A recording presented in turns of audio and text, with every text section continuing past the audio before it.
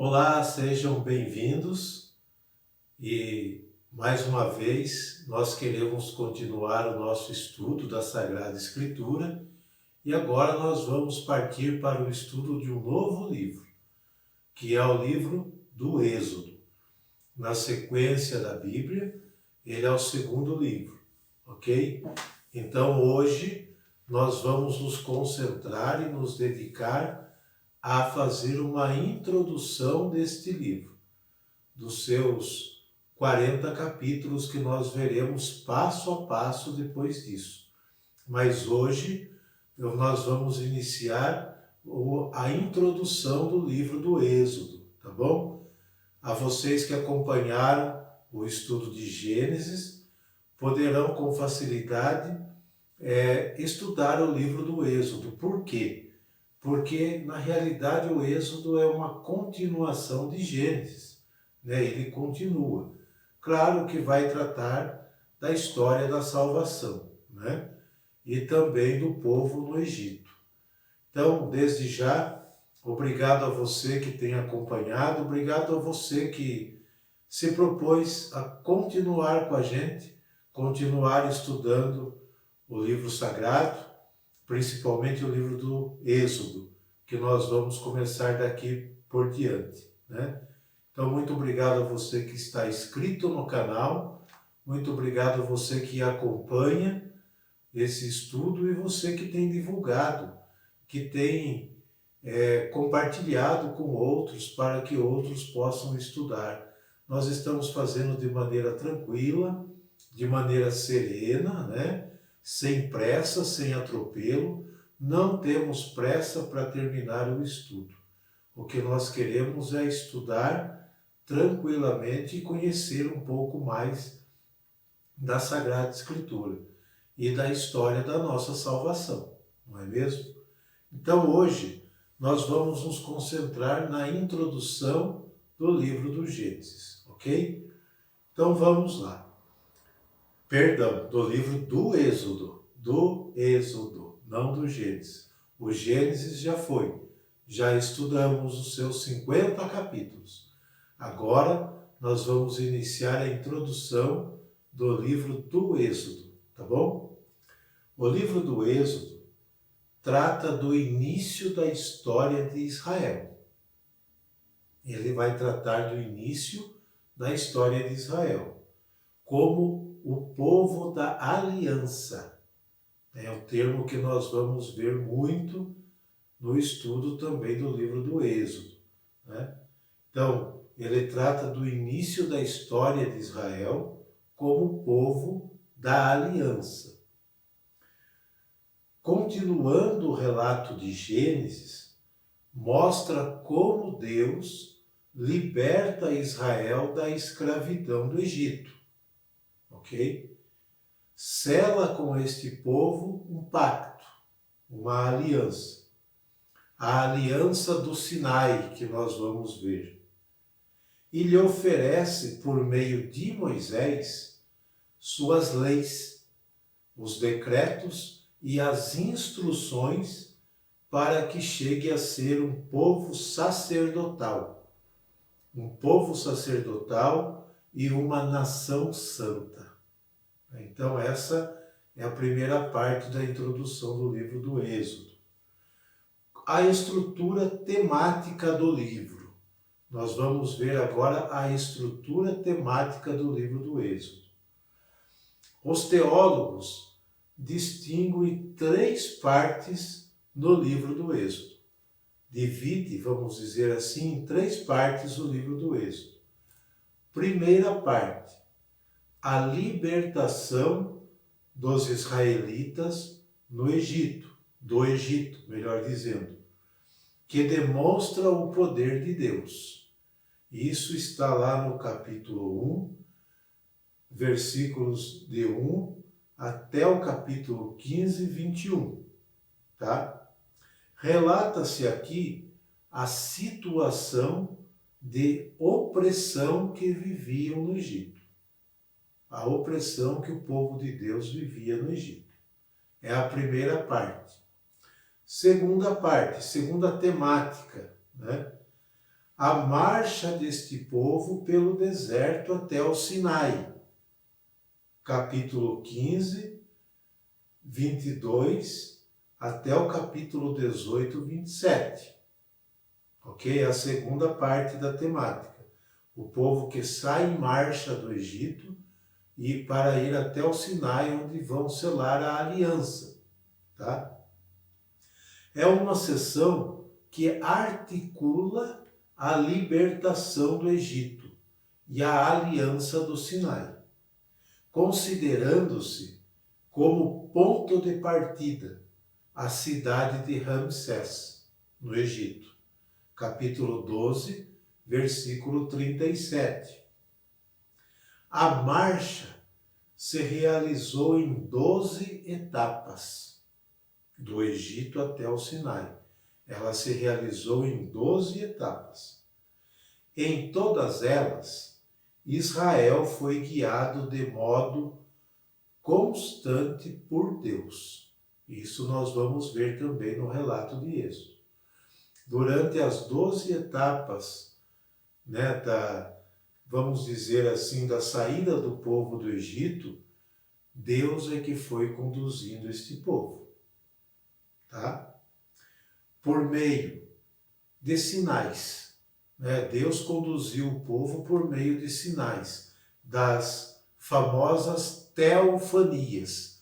Teofania quer dizer manifestação de Deus. Então, como que Deus guiou esse povo por meio da teofania? Foi por meio do fogo e da nuvem, que é símbolo da presença de Deus. Isso que nós chamamos de teofania, tá bom? Que nós vamos ver no decorrer do relato. Terceira temática. A terceira parte é do capítulo 19, versículo 1, até o capítulo 40, versículo 38. A mais ampla do livro.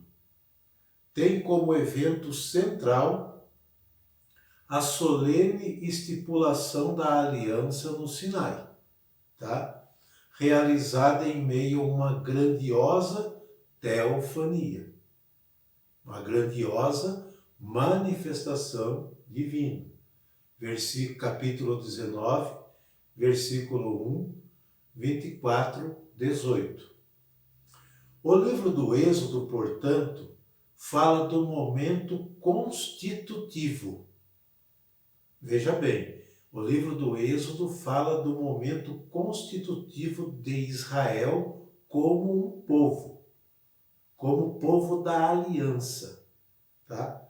Fala sobre o qual se assenta sua religião e toma corpo a fé.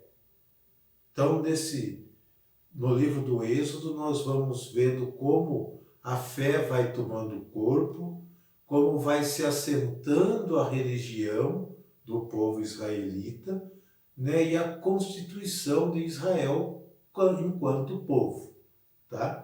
Tudo isso nós veremos no livro do Êxodo.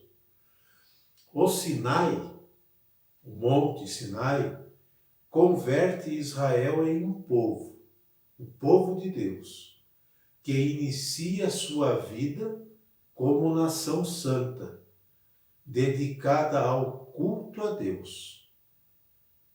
Nós veremos também isso. Qual é a mensagem teológica do livro do Êxodo? Os acontecimentos que o Êxodo relata constituíram uma experiência que marcou a vida do povo hebreu, que desde o início os consolidou um momento particular e único na história desse povo. Tá? A saída do Egito e a aliança sucessiva são, com efeito, os acontecimentos criadores de Israel, dos quais depende toda a sua vida futura. Constituem a referência para muitas instituições. Veja bem. Ritos e crenças, sendo também acontecimentos aos quais se referem as grandes esperanças nacionais. Tudo isso no livro do Êxodo, tá bom? Os acontecimentos do Êxodo conferem seu verdadeiro significado também a muitos outros momentos da vida e das tradições religiosas de Israel, tá? Como, por exemplo, o oferecimento dos primogênitos, ou o respeito pelos estrangeiros. O sentido dessas instituições remonta aos eventos ocorridos durante a saída do Egito, que está no capítulo 12, 13, e de 13, capítulo 13, versículos de 11 a 16, tá bom? São, sobretudo, os profetas os que recorrem à experiência do Êxodo. Então, em todos os demais relatos, em todos os demais livros da Bíblia, eles vão recorrer ao Êxodo. Com frequência, nós vamos ver os profetas recorrendo a este livro de Êxodo, tá? Tanto para recriminar o povo por suas infidelidades à aliança, como para se referir ao período de 40 anos no deserto. Os profetas vão sempre recorrer a este livro. Ele é a base, tá? Entendendo como o tempo da juventude de Israel. Então, entende-se esse tempo aqui do livro do Êxodo como o tempo da juventude de Israel. Israel ainda imaturo, que é conduzido por Deus ao deserto. E quem vai falar muito sobre isso é o profeta Oséias, no capítulo 2, versículo 17, capítulo 11, versículos de 1 a 4. O profeta Oséias vai falar deste tempo de Êxodo como a juventude de Israel, tá? Quando Deus quis contrair um pacto de amor com o povo. Também quem vai falar sobre isso é Jeremias, no capítulo 2, versículo 2, e Ezequiel, capítulo 16, versículo 8. Sempre recorrendo a este livro, tá? Os profetas, em diversas ocasiões, descrevem os tempos messiânicos como uma volta aos tempos do deserto, certo? Espera-se que Deus guie de novo com solicitude o seu povo. Isso está no profeta Isaías, capítulo 43, versículo 16, capítulo 48, versículo 21, capítulo 52, versículos 11 seguintes. Tá? A experiência do Êxodo será medida com frequência pelos sábios de Israel e refletida em alguns salmos também. Por exemplo, Salmo 134, versículos de 8 a 16, Salmo 135, versículo 10. E em outros livros sapienciais que nós chamamos da Bíblia. Por exemplo, o livro da Sabedoria, capítulo 10, versículos 15, capítulo 11, versículo 20. Tá? Então veja bem que a maioria dos livros sagrados recorrem ao Êxodo para exortar o povo. Tá bom? A revelação neotestamentária, podemos dizer assim, descreve muitos aspectos da salvação trazida por Jesus, como uma realização em plenitude dos acontecimentos ocorridos durante o Êxodo, de Israel. Tá? Então veja bem, a revelação neotestamentária descreve muitos aspectos da salvação trazidas por Jesus como uma realização em plenitude dos acontecimentos ocorridos durante o êxodo de Israel.